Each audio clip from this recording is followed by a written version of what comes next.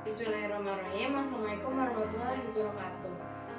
Perkenalkan, nama saya Siti Nokamalasari dari Program Studi Pendidikan Guru Sekolah Dasar Semester 4 Kelas A Universitas Muhammadiyah Tasikmalaya. Video ini dibuat untuk memenuhi salah satu tugas mata kuliah Alisan Kemuhammadiyahan. Nah, di video kali ini saya akan menyampaikan materi yang berjudul Integrasi Islam dan Ilmu Pengetahuan. Dalam judul tersebut ada beberapa poin yang akan saya bahas. Poin pertama, hakikat ayat-ayat Allah. Poin yang kedua, kesatuan antara ayat qauliyah dan ayat kauniyah. Dan yang terakhir atau yang ketiga, interkoneksitas dalam memahami ayat qauliyah dan kauniyah. Integrasi ilmu pengetahuan dan agama Islam memanglah memiliki sudut pandang yang berbeda. Namun dalam hal ini, keselarasan antara kelelahan haruslah ditingkatkan, karena faktor penting dalam kehidupan dan kemajuan sebuah bangsa. Agama merupakan petunjuk atau tata cara melalui aturan di kitab suci, di mana di dalam ilmu pengetahuan yang berorientasi pada interaksi komunikasi yang ada di dalam masyarakat. Keduanya tentu memiliki hubungan di mana berintegrasi pada perilaku, moral, etika, dan kemasyarakatan. Poin pertama yang akan saya bahas adalah hakikat ayat-ayat Allah. Kitab suci bagi umat Islam ini merupakan kalam atau perkataan dari Allah Subhanahu wa taala yang diwahyukan kepada Nabi Muhammad SAW melalui malaikat Jibril dengan lafal dan maknanya.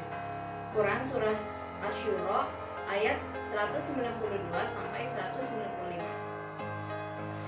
Al-Quran sebagai kitab Allah menepati posisi sebagai sumber pertama dan utama dari seluruh ajaran Islam dan berfungsi sebagai petunjuk atau pedoman bagi umat manusia dalam mencapai kebahagiaan hidup di dunia dan di akhirat. Nah, kata Al-Quran berasal dari kata kerja qoro'a yang berarti membaca, dan bentuk masdar atau kata dasarnya adalah Quran yang berarti bacaan. Al-Quran dengan makna bacaan dinyatakan oleh Allah dalam beberapa ayat, antara lain dalam surah-surah Al-Qiyamah ayat 16-18, surah Al-Baqarah ayat 185, surah Al-Hijr ayat 87, surah At-Toha ayat 2, dan masih banyak lagi. Nah, Al-Quran mempunyai beberapa nama, diantaranya Kitab Allah, Al-Furqan yang berarti pembeda antara yang benar dan yang batil, Az-Zikir yang berarti peringatan, dan At-Tanzil yang berarti diturunkan, dan masih banyak lagi. Para ulama berbeda pendapat tentang hakikat Al-Quran. Imam Al-Ghazali dalam kitab Al-Mustashfa min Ilm Al-Usul, suatu kitab yang membahas masalah usul fiqh, menjelaskan bahwa hakikat Al-Quran adalah kalam yang berdiri pada zat Allah yang qadim. Tetapi menurut mutakalimin, ahli teologi Islam, hakikat Al-Quran adalah makna yang terdiri pada zat Allah Subhanahu wa taala. Hakikat Al-Quran adalah huruf-huruf dan suara yang diciptakan Allah yang telah berwujud lalu hilang dan lenyap. Dengan pandangan ini, kaum Mu'tazilah memandang Al-Quran sebagai ciptaan Allah Subhanahu wa taala. Poin yang kedua, kesatuan antara ayat qauliyah dan ayat kauniyah. Ayat qauliyah dan ayat kauniyah adalah dua dari sekian tanda-tanda keberadaan Allah Subhanahu wa taala. Melalui ayat qauliyah dan ayat kauniyah, kita bisa menemui sifat-sifat Allah. Nah, lantas apa pengertian ayat qauliyah dan ayat kauniyah? Ayat qauliyah adalah ayat-ayat berupa firman Allah Subhanahu wa taala yang bisa kita jumpai dalam kitab suci Al-Quran. Sementara ayat kauniyah adalah ayat-ayat dari Allah Subhanahu wa taala yang bisa kita jumpai di alam sekitar pada kejadian, persoalan, dan dinamika hidup manusia lainnya. Ayat kauniyah ini sering juga disebut sebagai fenomena alam. Secara bahasa, makna ayat qauliyah dan ayat kauniyah sebagai berikut. Qauliyah berasal dari kata qola yang maknanya adalah perkataan atau ucapan, yakni ayat Allah berupa ucapan yang difirmankan pada Nabi Muhammad SAW. Sedangkan kauniyah berasal dari kata kana yang maknanya adalah bukti. Secara istilah, kauniyah maksudnya adalah ayat-ayat Allah yang tidak terfirmankan atau terucapkan atau tertuliskan, namun bisa dibuktikan melalui keadaan atau kejadian.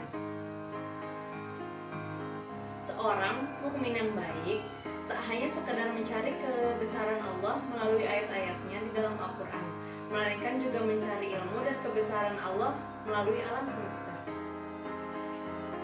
Ayat qauliyah dan ayat kauniyah ini tidak bertentangan satu sama lain, bahkan mereka saling melengkapi.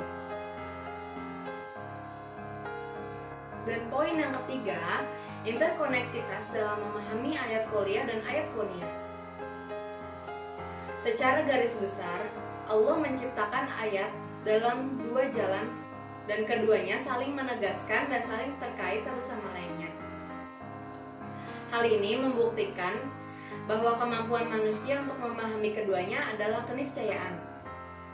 Allah tidak hanya memberikan perintah untuk sekedar memahami ayat-ayat Allah berupa qauliyah, tetapi juga untuk melihat fenomena alam ini.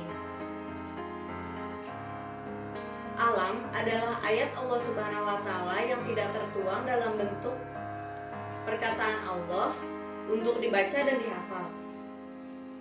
Tetapi alam adalah ayat Allah yang semestinya dieksplor dan digali sedalam-dalamnya untuk semakin manusia mendekatkan diri pada kemahakuasaan Allah Subhanahu wa Ta'ala.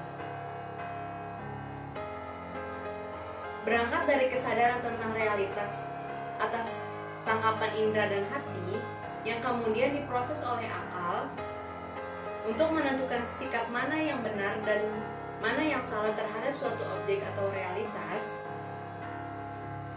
Cara seperti ini bisa disebut sebagai proses rasionalitas dalam ilmu. Sedangkan proses rasionalitas itu mampu mengantarkan seseorang untuk memahami meta-rasional sehingga muncul suatu kesadaran baru tentang realitas metafisika, yakni apa yang terjadi di balik objek rasional yang bersifat fisik itu. Kesadaran ini disebut sebagai transendensi. Firman Allah dalam surah Al-Imran ayat 191 yaitu A'udzubillahi minasyaitonirrajim. Bismillahirrahmanirrahim. Allazina yazkuruna Allaha qiyaman wa qu'udan wa 'ala junubihim wa yatafakkaruna fi khalqis samawati wal ardi rabbana ma khalaqta hadza batila subhanaka faqina adzabannar. Yang artinya yaitu orang-orang yang mengingat Allah sambil berdiri, duduk atau dalam keadaan berbaring, dan mereka memikirkan tentang penciptaan langit dan bumi seraya berkata, ya Tuhan kami, tidaklah Engkau menciptakan semua ini sia-sia. Maha suci Engkau, lindungilah kami dari azab neraka. Surah Al-Azim. Nah, dalam pandangan seorang muslim, ayat qauliyah akan memberikan petunjuk atau isyarat bagi kebenaran ayat kauniyah. Misalnya surah Al-Nur yang mengisyaratkan terjadinya hujan, atau surah Al-Mu'minun yang mengisyaratkan tentang keseimbangan dan kestabilan pada sistem tata surya. Surah Al-Ankabut ayat 20 yang mengisyaratkan adanya evolusi pada penciptaan makhluk di bumi. Surah Az-Zumar ayat 5 dan surah An-Naml ayat 28 mengisyaratkan adanya rotasi bumi dan bulatnya bumi. Sebaliknya, ayat kauniyah akan menjadi bukti atau al-burhan bagi kebenaran ayat qauliyah. Mungkin cukup sekian yang dapat saya sampaikan, kurang lebihnya mohon maaf.